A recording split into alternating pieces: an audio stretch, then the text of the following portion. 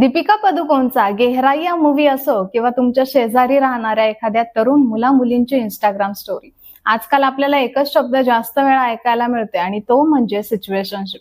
जिथे तुम्ही रिलेशनशिप मध्येही नाही आहात आणि सिंगलही नाही आहात. आजचा हा व्हिडिओ अगदी शेवटपर्यंत पहा, कदाचित तुम्हाला तुमच्या सगळ्या प्रश्नांची उत्तरे मिळतील. सर्वात आधी समजून घेऊया की रिलेशनशिप आणि सिच्युएशनशिप मधला नेमका फरक काय आहे. रिलेशनशिप मध्ये क्लॅरिटी असते, मी तुझा आहे, तू माझी आहेस. इथे फ्युचर प्लॅन्स रेडी असतात. सिच्युएशनशिप म्हणजे सगळं काही आहे पण वेळेनुसार. इथे तुम्ही एकमेकांसोबत फिरता, डेटवर जाता, शारीरिक संबंध ठेवता, रात्री उशिरापर्यंत गप्पा मारता, सगळं काही एखाद्या कपल सारखं असतं. पण जेव्हा विषय येतो की आपलं नातं नक्की काय आहे, तेव्हा उत्तर मिळतं just go with the flow. जास्त विचार करू नकोस. थोडक्यात काय, हा सोयीनुसार चालणारा खेळ आहे. सुरुवातीला हे खूप कूल वाटतं, नो ड्रामा, नो रिस्पॉन्सिबिलिटीज, फक्त फन. एका रिपोर्टनुसार आजच्या जनरेशन मधील तब्बल 50% जास्त तरुण कधी ना कधी या फेज मधून जात आहे. तुम्हाला समोरच्या व्यक्तीची सवय होते पण तुम्ही हक्काने त्यांना विचारू शकत नाही की तुम्ही रात्री कोणाशी बोलत होतात. तुम्हाला पॉझिटिव्ह फील होतं. तुम्ही ऑफिशियली रिलेशनशिप मध्ये नसता, त्यामुळे तुम्ही त्यांच्याशी हक्काने भांडूही शकत नाही. आणि सर्वात वाईट गोष्ट म्हणजे तुम्ही हक्काने रडू देखील शकत नाही. हे नातं तुम्हाला अशा एका मानसिक दरीत ढकलून देतं जिथे तुम्ही रोज गुदमरता पण ओरडून कोणाला सांगूही शकत नाही. असं का होतं आणि यामागचं खरं कारण काय आहे हे आता आपण समजून घेऊया. नंबर 1, मानवी स्वभाव आणि भावना. ब्रिटिश सायकोलॉजिस्ट जॉन बॉल्बी यांनी जगासमोर एक थिअरी मांडली, ज्याला आपण अटॅचमेंट थिअरी असं म्हणतो. माणसाची मूळ प्रवृत्ती अशी आहे की जेव्हा तो कोणाच्या तरी जवळ जातो तेव्हा त्याचं मन सुरक्षितता शोधतं. माणसाची उत्क्रांती अशी झाली आहे की आपल्याला जगण्यासाठी आणि मानसिक स्वास्थ्यासाठी एका हक्काच्या माणसाची म्हणजे सिक्युअर अटॅचमेंटची गरज असते. पण सिच्युएशनशिप काय करतं, ते आपल्या मेंदूला सतत अँशियस अवॉइडंट ट्रॅप मध्ये ठेवतं. जेव्हा तुम्ही एखाद्या व्यक्तीसोबत वेळ घालवता तेव्हा तुमच्या शरीरामध्ये ऑक्सिटोसिन नावाचं लव्ह हार्मोन रिलीज होतं.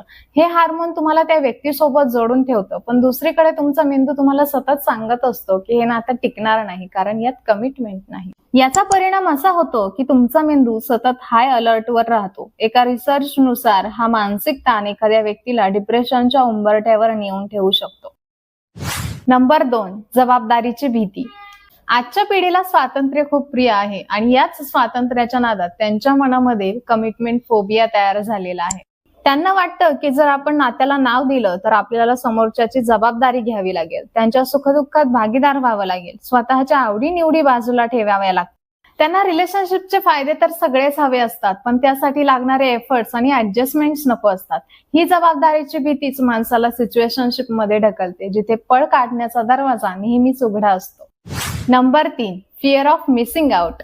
डेटिंग ऍप्स आणि सोशल मीडियाच्या जमान्यात प्रत्येकाला असं वाटत राहतं की माझ्याकडे भरपूर ऑप्शन्स अवेलेबल आहेत, कदाचित पुढे जाऊन मला एखादा चांगला जोडीदार मिळू शकतो. या फोमोमुळे लोक एका व्यक्तीवर पूर्णपणे लक्ष केंद्रित करू शकत नाहीत.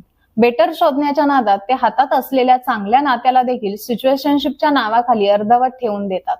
त्यांना कोणताच पर्याय गमवायचा नसतो आणि याच गोंधळात ते स्वतःचा आणि समोरच्याचाही वेळ वाया घालवतात. मित्रांनो, या मानसिक छळातून जर तुम्हाला बाहेर पडायचं असेल तर हे 3 नियम आजच बनवावे लागतील. नंबर 1, तुमच्या नात्याला नाव द्या.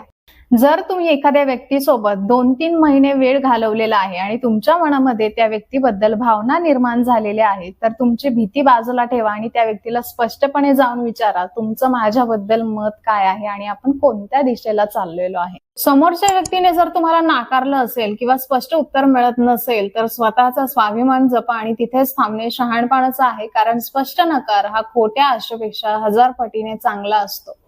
नंबर 2, स्वतःच्या बाउंड्रीज ठरवा.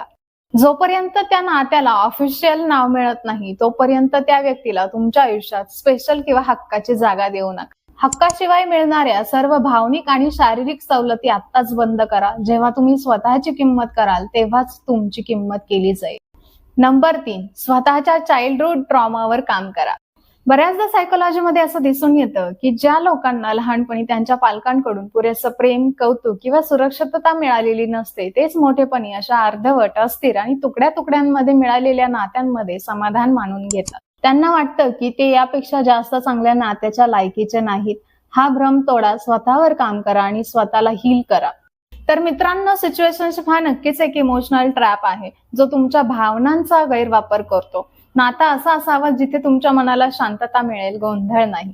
तुम्हाला काय वाटतं? तुम्ही अशा सिच्युएशनशिपचा अनुभव घेतलेला आहे का? कमेंट करून मला नक्की सांगा.